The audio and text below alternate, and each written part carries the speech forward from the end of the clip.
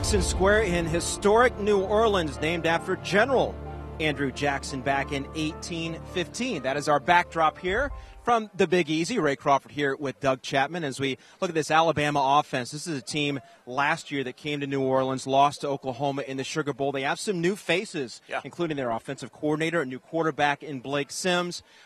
Lane Kiffin talked about how Blake Sims was able to manage things through the fall to become the starter for the Crimson Tide.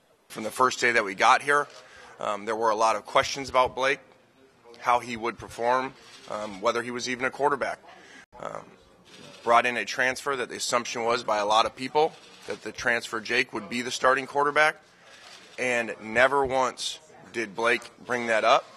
Never once did he question that. All he did was go to work. Obviously a great journey and a great story for Blake Sims. What's impressed you about his development? I watched the spring game for Alabama, and I'm going to be honest, he looked terrible. And if you'd asked me right then who the starting quarterback was going to be, I'd have said Jacob Coker, who hadn't even gotten there yet from Florida State. But you watch the progression of Blake Sims over the season. 3,200 yards passing over that, 26 touchdowns, a 65% completion percentage.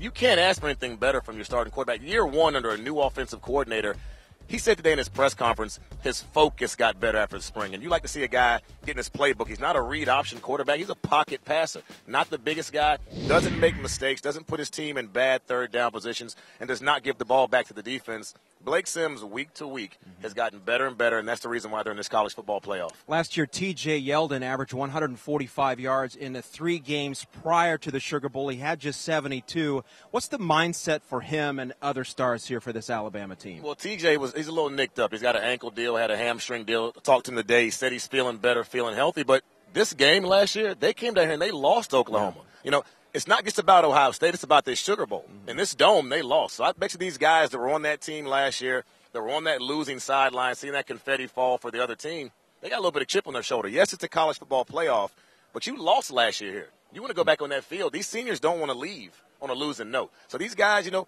you see them moving around. They're going through the motions right now, but when they're on the field, they're hungry. Yeah. And these guys want to come out of here, and they want to leave New Orleans this year with a W. Well, Lane Kiffin, a hungry guy for a job after losing his job at USC a year ago. We'll tell you about the story. We'll let him tell the story about the call he got from Nick Saban and some Creole cousins for Ohio State superstars, all from New Orleans. For Doug, I'm Ray for CampusInsiders.com.